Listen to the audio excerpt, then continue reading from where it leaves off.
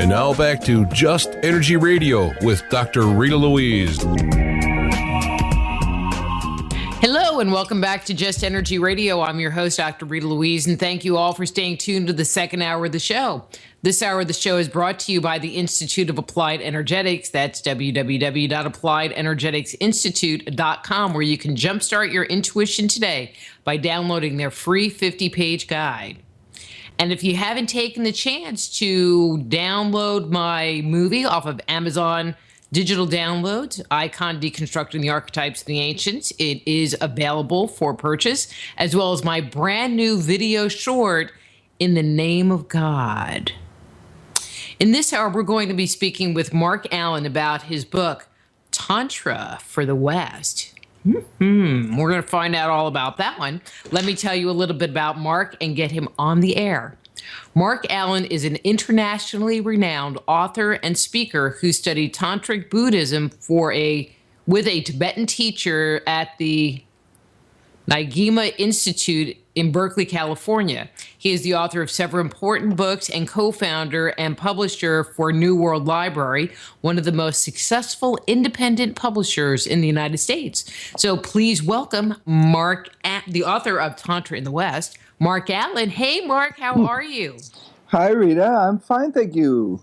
I am just so glad to have you back on. I remember fondly our last visit and how by the end of the show, I was just like in this Zen place. And I'm like, cool, I could use some Zen.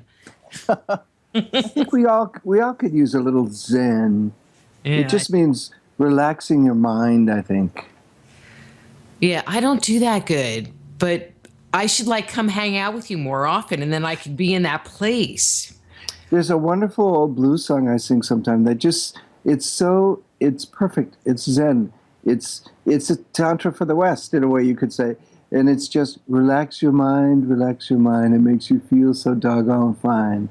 Sometimes you got to relax your mind. Well, that's pretty cool. Yeah. So why did you decide to write and release this new book? Well, it was actually the first big book I did, and this is a completely revised version because I kept having requests for ebooks, but I did it years ago when I started doing seminars. I was kind of tricked into doing seminars. I was supposed to just assist this guy, and he had a nervous breakdown or something, and he left 10 minutes before 25 people showed up for a 4-day seminar. And my girlfriend, Shakti Gawain, and I at the time were just supposed to assist him. And we just said, well, let's lead it and see what happens, And we did. And I kept running upstairs and typing up notes. This was that long ago. And running and copying them because I wanted people to have something in their hands that reminded them of all the exercises later on. And it grew into a book, and it finally grew into Tantra for the West. Well, cool. Very interesting story. Very interesting story. That would have just, paralyzed me until I started talking, and then I'd be like, oh, well, blah, blah, blah, blah, blah. Exactly. We realized during this thing, it wasn't us doing it to them. People were taking, in this case, 4 or 5 days out of their lives, out of the regular habitual pattern of their life, taking a break and just sitting there and creating an amazing experience for themselves. Right. Cool. And I'll bet that was just a huge learning experience for both of you. I mean, was Shakti teaching classes at that point in time, or did this just throw the two of you into the forefront of it? Right. We had done nothing like this. We wouldn't have dared. I was 28, I think, and she was 26. Maybe we were 27 and 29 by that time. I don't quite remember, but we were still 20-something, and we wouldn't have dared lead a seminar for 4 days with 25 people. So this guy launched our career, really, by having a nervous breakdown. And 10 minutes before, when all the people had gathered, we were back in the kitchen, the three of us. He said, I can't handle this, and he walked out the door. I didn't see him for 6 months. Well, I hope you thanked him. Well, I did, in a way. Yeah, he launched my career as a writer and launched Shakti's career as a great seminar leader. Uh-huh. How cool is that? Yeah. So I want to talk about the word Tantra for a minute because I think a lot of people in the West, when they hear the Tantra word, the first thing they think about is sex. Right. And so what is Tantra, and are we going to be talking about sex for the next hour? Well, we could. I know we could, but Well, it does crack me up that in the West, Tantra means sex to almost everyone.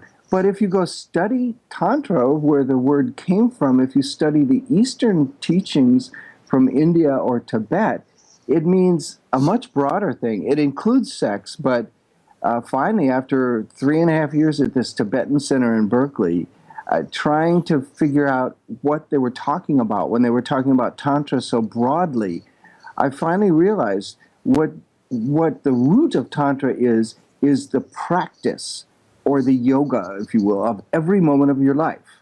How every moment of your life is your spiritual practice. Rejecting nothing. It includes everything. So it includes sex, but it also includes eating. It also includes working. It also includes cleaning up the kitchen and every other thing you do in your life. And you were waiting 3 years to get some sex, and it probably didn't happen. It didn't happen enough there. That was one of the things about it. He was trying to discourage sex at a Tibetan Buddhist center, though that was hopeless, a hopeless battle. But see, I think that's a very interesting concept of looking at everything you do, not just the time you sit down to meditate or the time that you consciously put into having a spiritual practice. I think a lot of people think, well, I need to have a spiritual practice, but they can't eke the time out of their schedules. Right, exactly. So this is just saying, okay, 24/7 is now your spiritual practice. And it includes sitting on the bus. It includes everything you do. That is your practice now. So you're doing it all the time. So it is a direct path. They kept saying it's a direct path. The path of Tantra is direct. You get results quickly because every moment of your life is part of it. We'd have the most unusual exercises there. Like one afternoon, he took all of us, there were about 35 of us that lived at the center. And he took us down to the basement where there was a room without any windows. We sat around in a big circle. And he said, okay, imagine your mother has just died and she's laying there in the center of your circle, of this circle. How do you feel? And we went around, everybody expressed how they felt. And we spent the entire afternoon exploring grief. Most of us were early 20-somethings, and most of us had parents that were still alive and vital and healthy. And here we spent an entire afternoon imagining how we'd feel when our mother had died. Well, that turns out to be a very powerful practice of Tantra, you could say, of using everything. So that includes grief.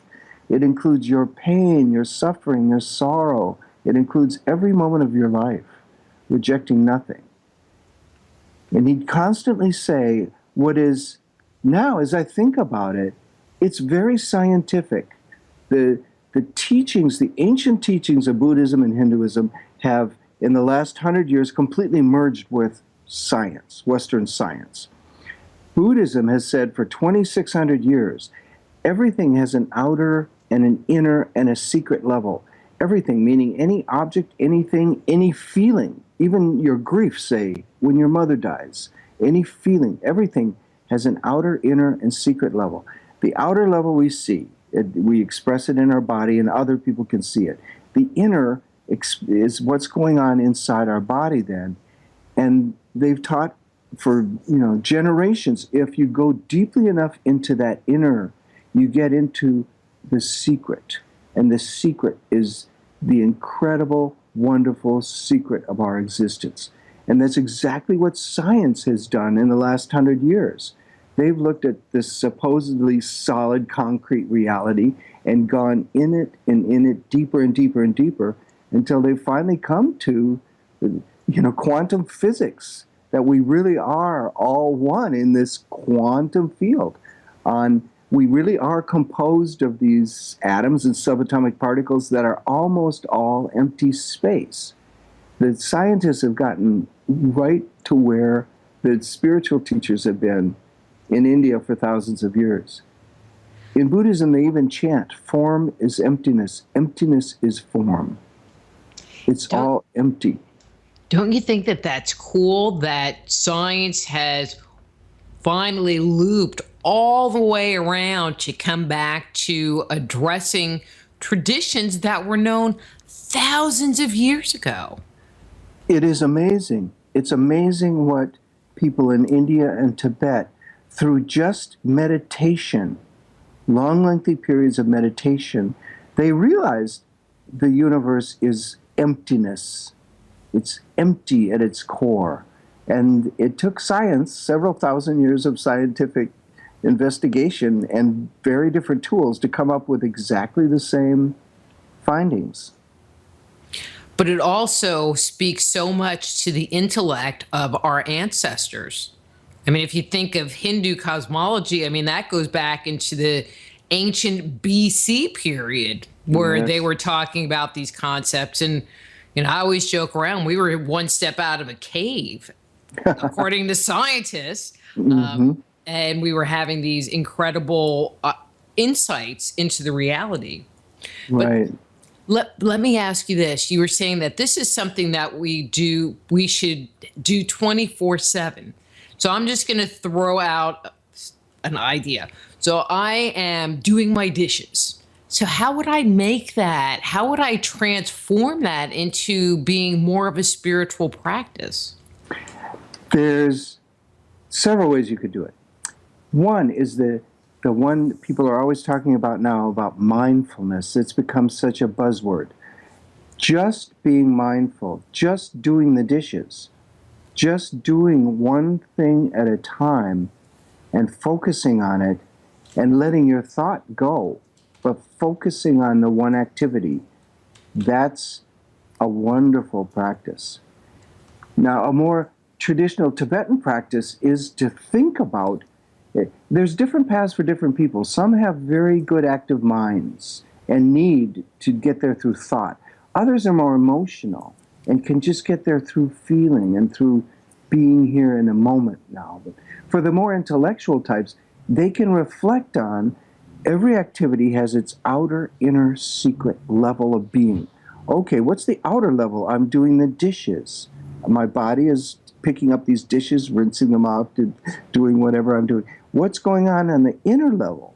Well, all my organs are, my brain is instructing my body to do these things, and I've got all these internal organs going on. And then you go deeper and deeper and deeper into the internal, what's really going on internally, and eventually you do get down to, I am one with a quantum field.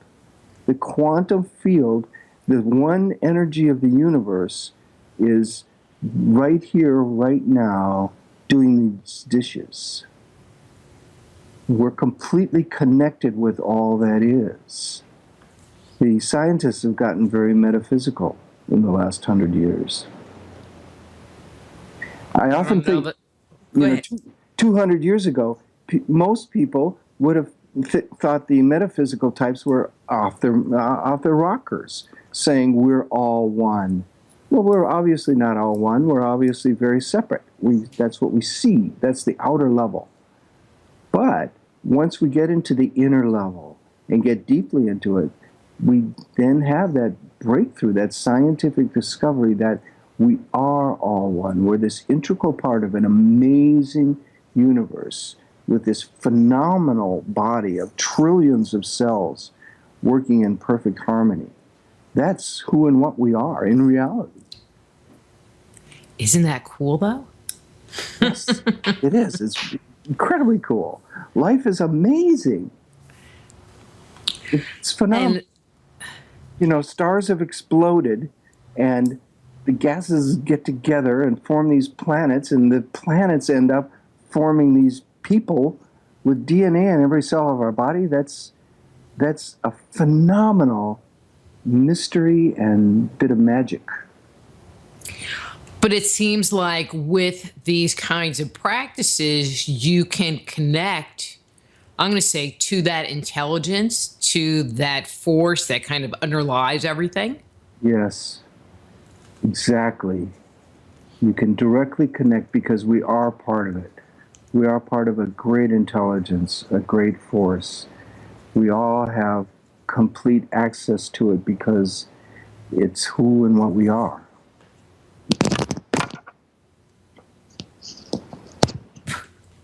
But not falling down.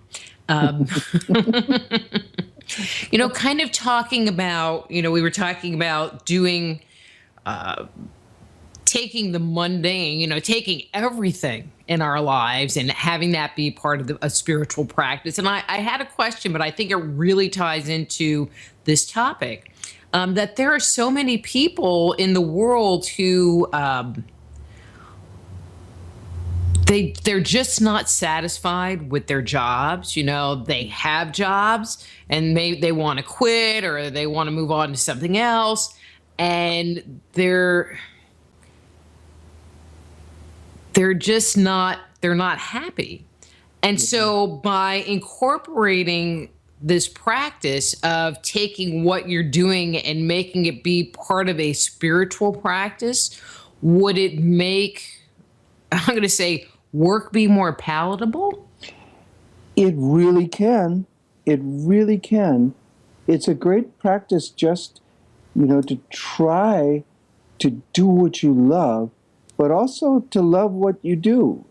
If you're in a job you don't like, well, you've got it. You've always got the choice of leaving. But if you can't or won't or choose not to leave, learn to love that job. Learn to love every moment. That's a real key to amazing success, is to really find what there is to enjoy.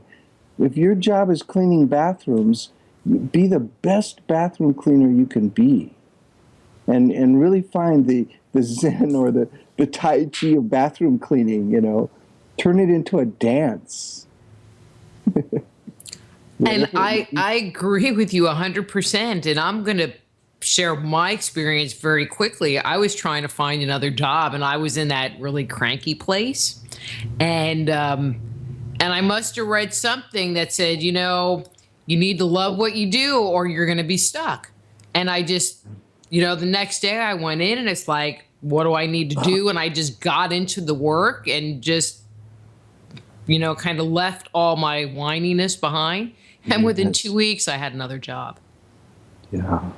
It's great advice. It really is. When I was in my early 20s, I came across a book by James Allen called As a Man Thinketh. Mm-hmm. And since then, I edited it and called it As You Think.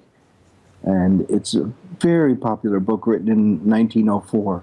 And it says that so clearly, so clearly.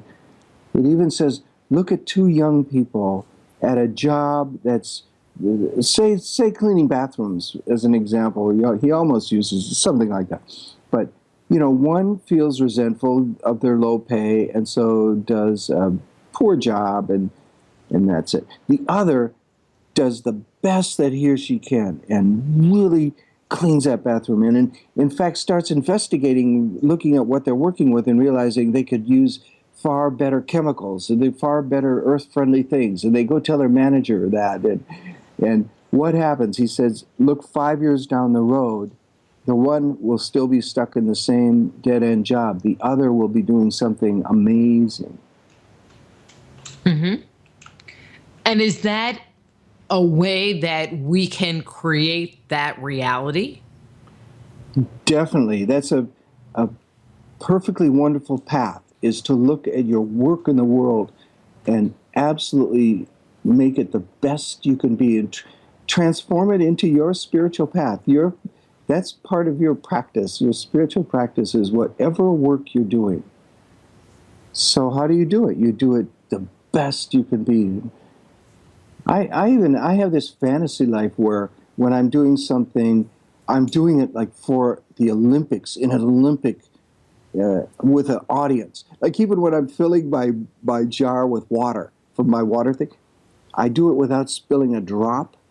and I'm imagining the television cameras are on me, and this is this huge contest, and there's commentators, and I'm the master of filling this without a drop. I mean, that total fantasy world becomes something that just makes life a joy. It makes that filling that water bottle a joyful competition with myself in a way. An Olympic game I'm playing with myself. But that's cool. But it keeps you engaged in what's going on and just very present with what's going on. Right, right. You know, if I spill a drop, I'm disqualified. I make up my own rules and everything. I mean, it just seems like so many people today, you know, kind of following up on what you said, have this feeling like things should be given to them. You know, that they're entitled to, well, I showed up every day, kind of, and I should, you know, be the president of the company. I've been here 3 weeks. Yeah. And in a way, it's all karma. The word karma is absolutely true. There isn't really a great English equivalent. I mean, there's cause and effect. You can say cause and effect. But karma is so much richer. And because karma involves every thought. And if you change your thinking about that job to say, how can I love and serve these people? Every occupation is about loving and serving someone. That's how it all works. So you think, okay, how can I love and serve my customers, love and serve my employer? How can I really do my very best? And then watch. That becomes your path to great success in the world. And it really doesn't sound that hard to do. No, it is simple. It's simple. The older I get, the clearer I see it too. And it is simple. The only thing that complicates it is our own mind. I know we've all had these moments of awakening. We've all had peak experiences, as Maslow said. We've all had incredible moments of insight. But then what happens? Our mind, if we try to sum up our insight to say, oh, that's it, just be in the moment. Be here now. Look at life itself. We are life energy. You know, we have our life situation, we have our life story, yes, but we're life energy, and that's wonderful. That sums it all up brilliantly. And as soon as we do, another part of our mind will come along and say, oh, it's not so simple. It's more complicated than that. And over the years, I've realized that's what the problem is. It's our own mind making it more complicated than it really is. Because it really is simple. We are life energy. This moment is an amazing expression of the life energy of the universe flowing through us, doing whatever we're doing. And it's phenomenal and miraculous. That's who and what we are. But then our brains want to say, yeah, but I don't like my job, or whatever it is, you know. And so that becomes the work, just dealing with that mind, dealing with our mind is a very good path. So is that part of like our lower self that is kind of jumping in and sabotaging what's going on? You could say lower self. Yeah, we do have this lower part of our brain with a flight and fight response and all that. And we do have this active mind that does sabotage what's going on. And it's great that's one very good path to just deal with those thoughts. The path of Tantra means the path of every moment and everything, so that includes every thought. So one great practice is just to become real aware of our thoughts, to realize within our amazingly active minds, there is this conscious awareness that is aware of everything and observing the whole play.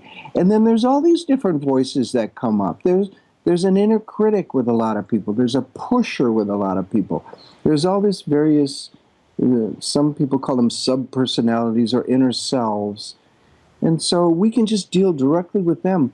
One little meditation I do in Tantra for the West, and I have this on Facebook too. It's so powerful. All it is to sit there, close your eyes, and think of your conscious awareness, and then bring all your inner selves together and have a meet, and have the dreamer stand up, and the dreamer say to the inner critic and the critical parent and anybody who doesn't go along with it, have the dreamer say, look, I have a dream, and I want your support. I really want your support. I don't want you to undermine my dream.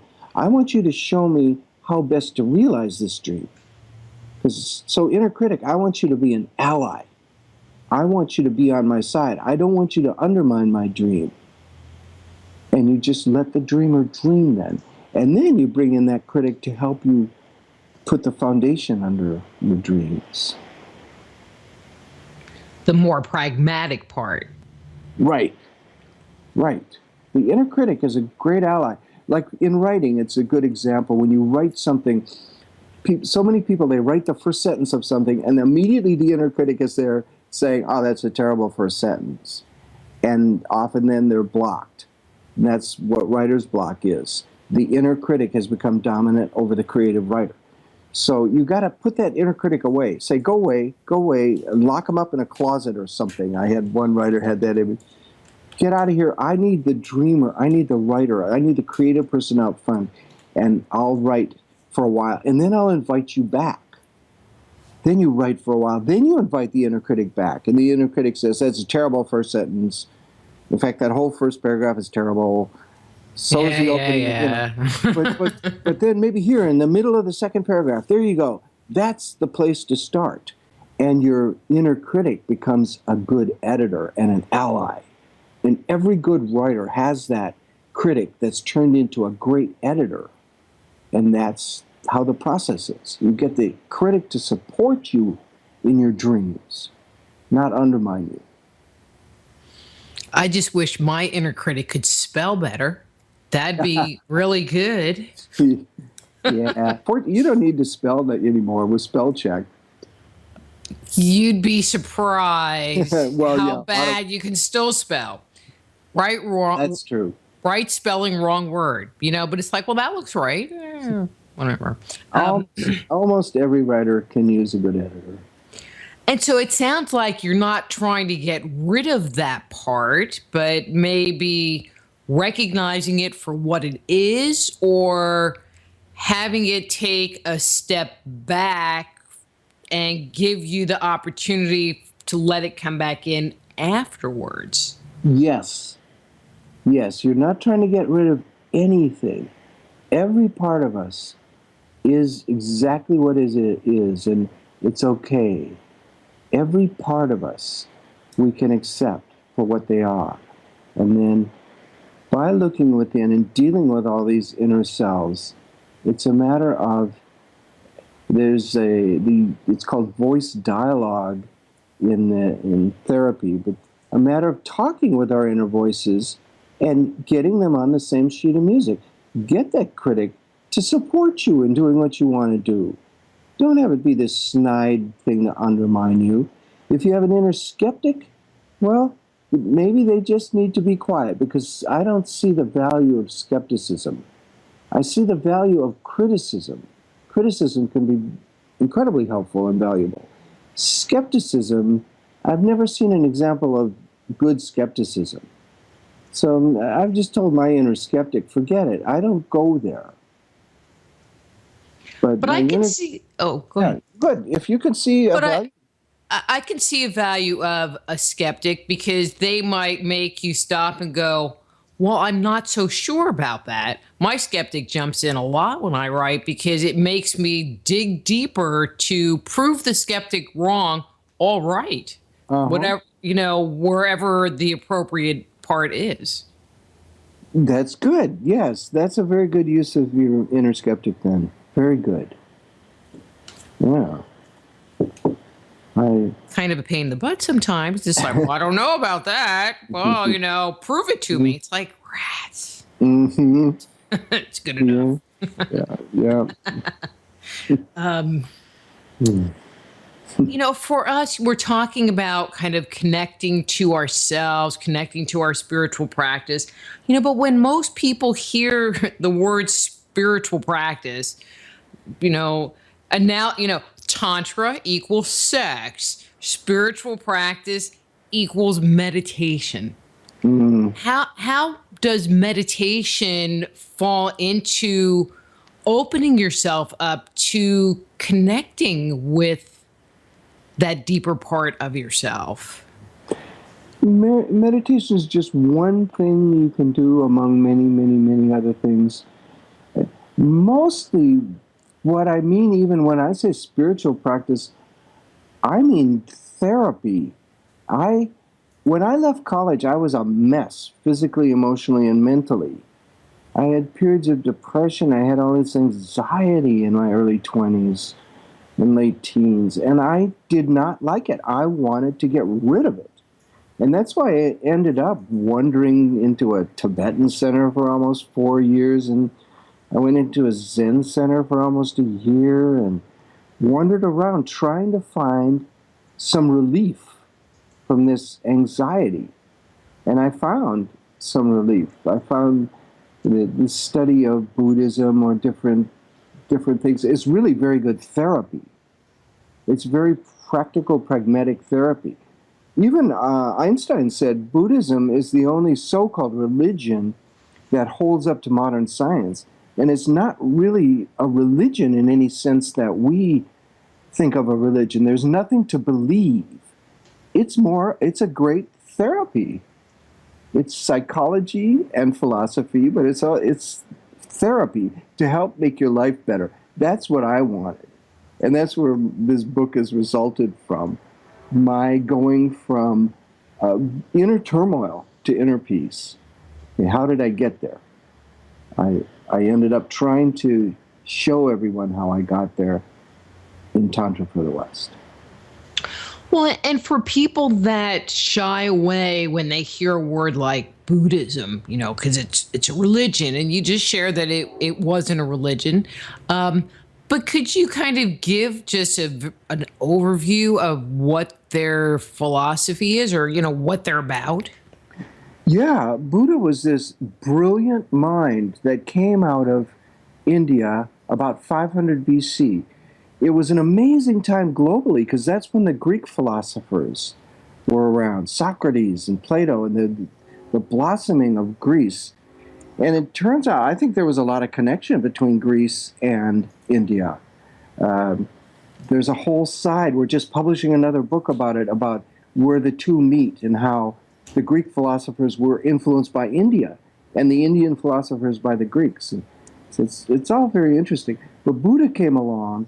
He was really seriously depressed, the story goes, when he just, as a young person, because of old age, sickness, and death. When he realized that that was inevitable, he went into a deep, deep depression. I was going to say similar to my depression in my teens, early 20s. I'm not comparing us in any way. And I know a whole lot of other people have felt that teenage anxiety and stuff, whatever it's based on. He was deeply depressed. And he wandered through India for 6 years trying all his various disciplines, basically trying to find the right form of therapy. And he tried some real extreme things. He tried not eating for a while and nearly died of starvation and realized, no, the middle way, you got to eat, you got to take care of yourself. Nothing in extreme, the middle way. And then he had an amazing awakening one night sitting under a tree that's now known as the Bodhi tree. And as the sun rose, just before the sun rose, he looked and saw Venus and had this amazing awakening. He touched the earth, and as one writer said, when he touched the earth, all his problems dissolved. And he became, he didn't even say enlightened, he said awake. People asked, are you enlightened? He said, I'm awake. He woke up. He realized that sickness, old age, and death were just inevitable things to accept. And there's no need to create any problem around them. There's no need to worry about them. It's just accepting what is. And he went on to, he gave his first talk, his first famous talk, and that is the basis of what you learn. He said, there's 4 great truths. He had a wonderful analytical mind. As his teaching spread through the world, they changed in each culture a lot. In China, they became much more grounded. In Japan, they became Zen, much more simple. In India, it was very intellectual. It was a very flowering of intellect time. They had huge universities that were intellectual triumphs, really. But his first talk, he summed up everything. He said, there's 4 great truths. One, there is sickness, old age, and death, and life is a struggle. Life is unsatisfactory. I saw a great translation on a T-shirt saying, life is a bitch and then you die. And I said, yeah, that sums up Buddha's first truth. That's undeniable truth. Life is difficult. Okay. Fortunately, he came across some other truths. You don't have to suffer. There is an end to our pain and suffering. We will still have some physical pain because we have a body. We'll hurt it sometimes, and that'll hurt. But suffering is completely optional. We can go beyond suffering if we really accept what is, really accept it. And then the third truth said, the way to go beyond suffering is to realize what causes it. And the cause of it is not out there. It's not the world doing it to us. The cause is our own mind. And this is where it becomes therapy. All our suffering is due to the thoughts that go through our mind, the repetitive thoughts. That's the problem. And then the last truth is there's all kinds of ways to really realize the truth of those first 3 truths.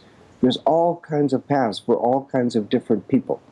There is the path of work. There's the path of intellect alone. There's the path of emotion. Everyone has all these options to realize what he realized.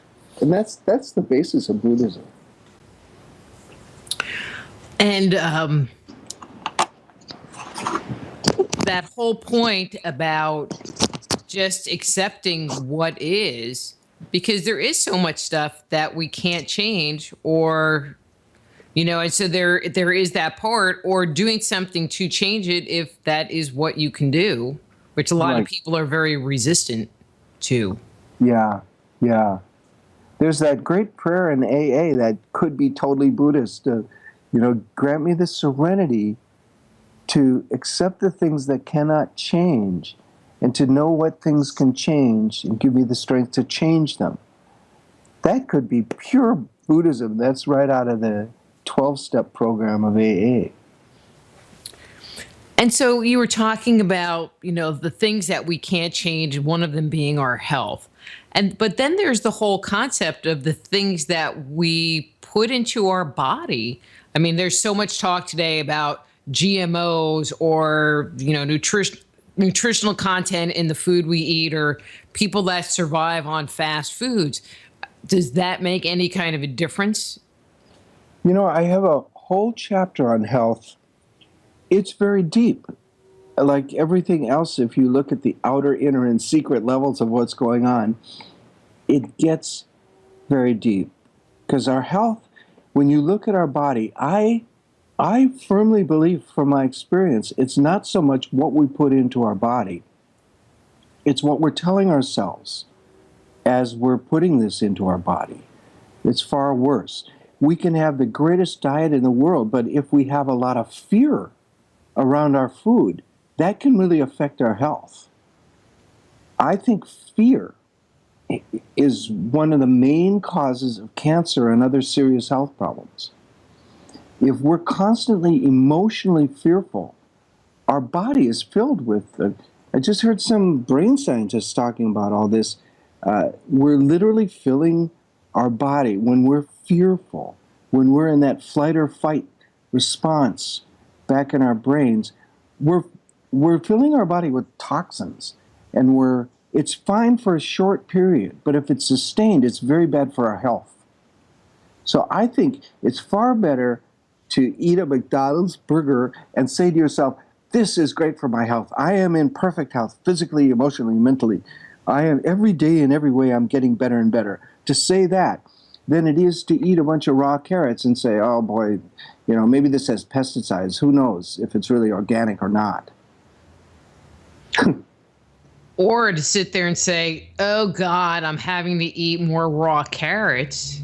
Right. And just be in resistance to the whole thing. Yep.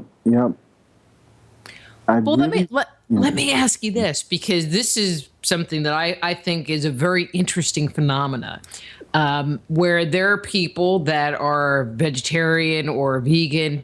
And I mean, I used to sell a lot of health supplements on my website, and they were all in gel caps. And I'd get the regular email, is it in a is it not in a gelatin cap? And it's like, no, it's in a gelatin cap. And then they get kind of pissy because it wasn't, it had gelatin, which has animal product in it. And my thought is, are you going to stress yourself out so much that you can't take the freaking capsule? Yes. If this product is going to make you better, can you just let down that guard just a little bit? Because it just seems to me, if you're so rigid in that thought system, that's just as harmful as kind of eating bad. I absolutely agree. For the sake of their own health, they should let go of all those fearful thoughts about consuming gelatin. Go ahead and eat. I even open my chapter on health with a poem from 8th century China that says, release your hold on earth, water, fire, and wind. Eat and drink as you wish in the Buddha mind. All things are empty and all will pass. This is the great awakening of the Buddha. And I think it's far better to eat in moderation. It's far better to eat in moderation with good thoughts than it is to eat, really great food and still have all this fear.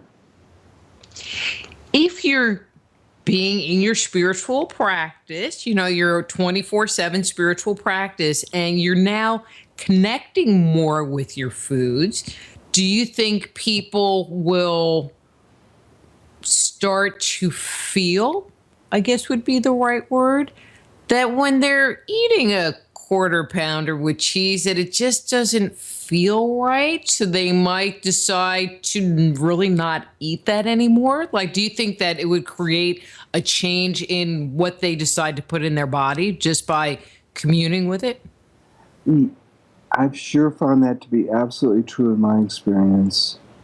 I remember in my 20s, I realized every afternoon I was eating a big sugary gloppy donut. And so one day I went in there and I ordered 6 of them. And I ate like 4.5 before I finally OD'd on sugar. And ever since, I don't like big gloppy sugary things at all.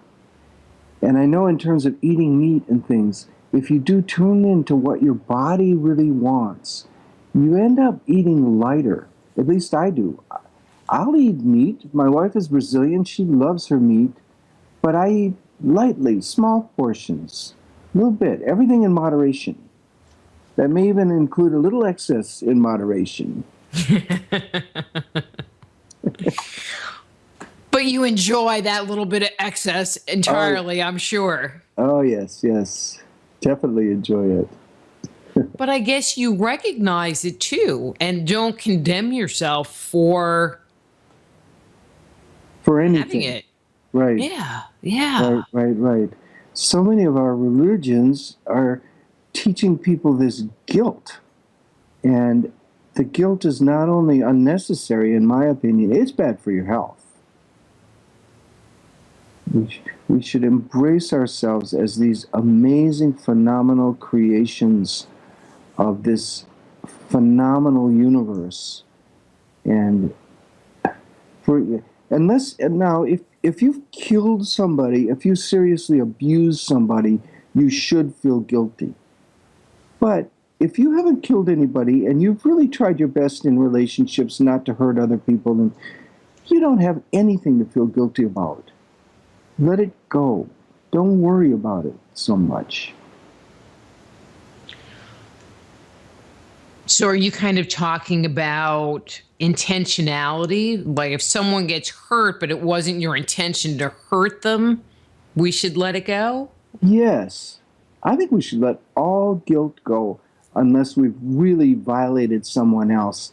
And if so, then we've violated our own moral code.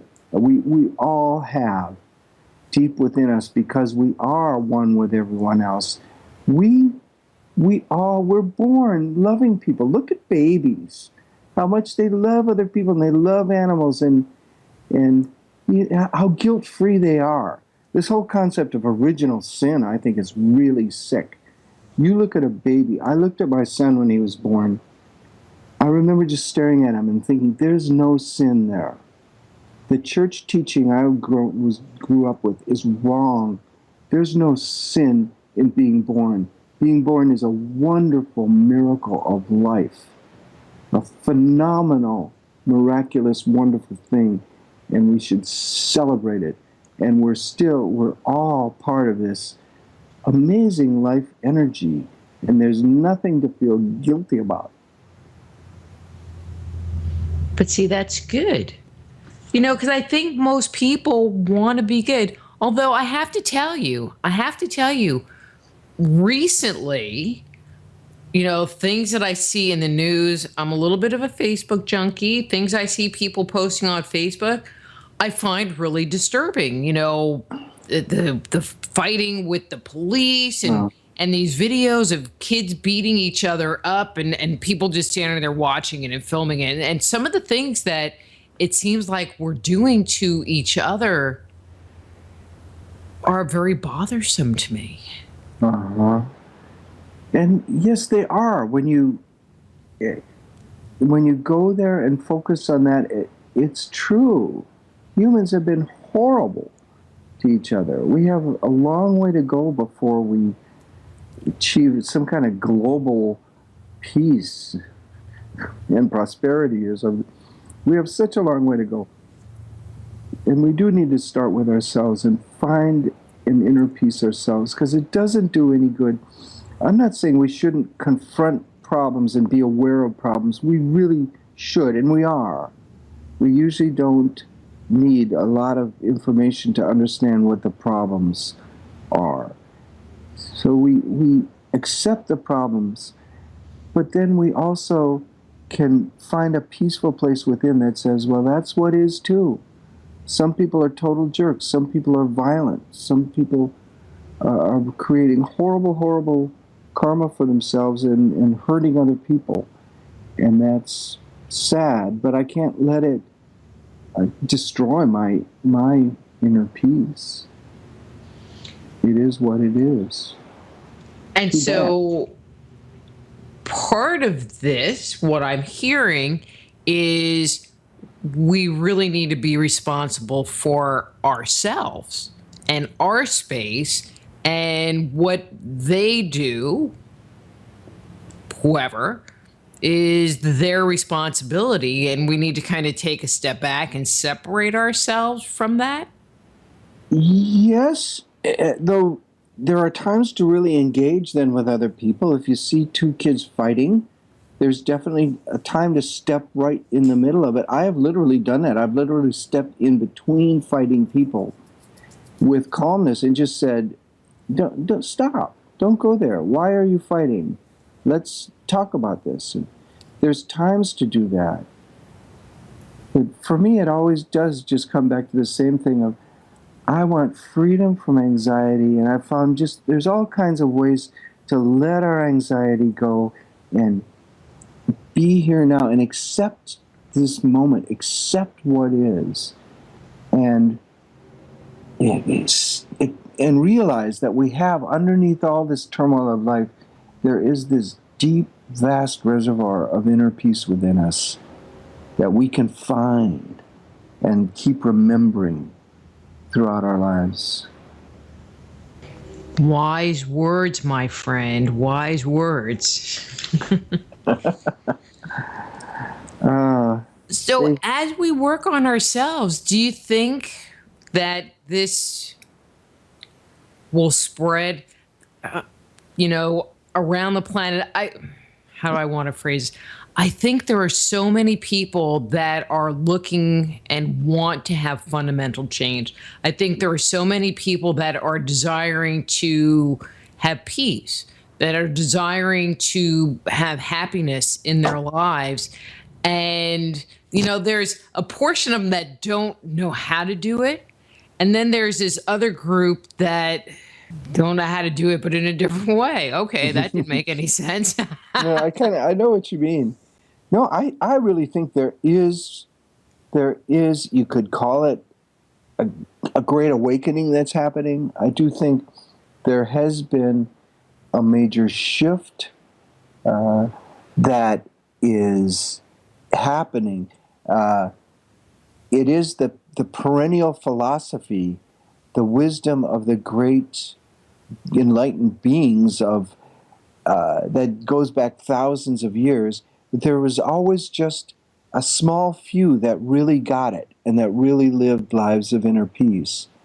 And that has been growing. The 60s was a huge explosion of a new kind of awareness where we embraced the teachings of the East in a new way and found them that they were similar in the West. They're there in Christianity. They're with every great teacher. They're all teaching the same thing ultimately. Truth is truth. So whatever path you take. And I do think in the last 30, 40 years, there has been a much broader understanding of all this. Many, many, many more people are getting it. And we have to, because if we don't, we might end up destroying the planet. Mm-hmm. So it's for our own survival now. We've got to understand these teachings and take care of ourselves and take care of our planet. It's interesting that you brought up the, explosion in the 60s of new thought. And I just wonder, this is just my curiosity, what happened to all the hippies? I was a little kid during that period, and I thought that when I got older that the world would, I'm going to say it this way, the world would be groovy. But, and I figured that they would be older and they would be setting the energy for this really big paradigm shift. And we'd be hanging out and singing Kumbaya or, the equivalent, maybe some Crosby, Stills and Nash, I'm good with that. Mm. And it really didn't pan out that way, which still blows me away, to be honest with you. Yeah, I had similar feelings, but it is interesting how it is happening in its own unique way. I mean, we're sure selling more and more books, and when we can sell 5 million copies of The Power of Now, that shows there is, this stuff is spreading. It's spreading. But I agree. I'd hoped from the 60s, I'd hoped everyone would get it on Earth, and by now we'd just have peace and prosperity. And I love that, what you said, chanting Kumbaya. Hey, I followed it up with some Crosby, Stills and Nash, so I kind of, reprieve myself there. Right. Peter, Paul, and Mary. I don't know. Bob Dylan. Sure. So we have a couple of minutes left. What's coming up for you? I mean, you have this book, this new book, Tantra for the West, that's just been re-released. But what else is coming up for you? I keep doing the same thing, really. I've been doing for the last 30 years in various different... In a way, all my books are the same. They get back to the same message, and it's all based on my experience. So I'm doing more I've got audio, I've got some video, I'm trying to put up free stuff on my website where you can really get the essence of what I have to say for free at marcallen.com. And also I'm doing seminars and things, which I love doing. Well, that sounds like fun. Do you have any coming up in the near future? Not in the near future, no. I just decided to take a break for the rest of the year. But there will be more coming, that's for sure. And I'm working with someone that's doing this program for college students. He has a group called Collegiate Empowerment. So I hope to be talking to college students in the near future. That would be wonderful. That would be great. I mean, because I feel like this new group, the new 20-year-olds or whatever generation, whatever one they are, really have come in, with a whole different mindset about a lot of social issues. And it'll be interesting what the world ends up being like with them in control. Yeah, that's true. It's true. I do. Well, one of the books we published is called Conscious Evolution with Barbara Marx Hubbard. And I love what she said, where evolution happens in leaps. It's not any kind of slow, steady build. It appears for decades no changes are happening, and then suddenly there's a huge change. And who knows what the next huge change will be. And I hope I'm still around for it. That's right. Well, I think the music's going to be coming up, so I am going to, he said music's rolling. So, Mark, thank you so much for coming on the show. Thank you, Rita. My pleasure. Thank you. That's Marc Allen. His book is Tantra for the West. His website is marcallen.com. And next week, we're going to be speaking with David Jacobs about the alien plan to control humanity. So until next week, I'm Dr. Rita Louise. This is Just Energy Radio. Be blessed.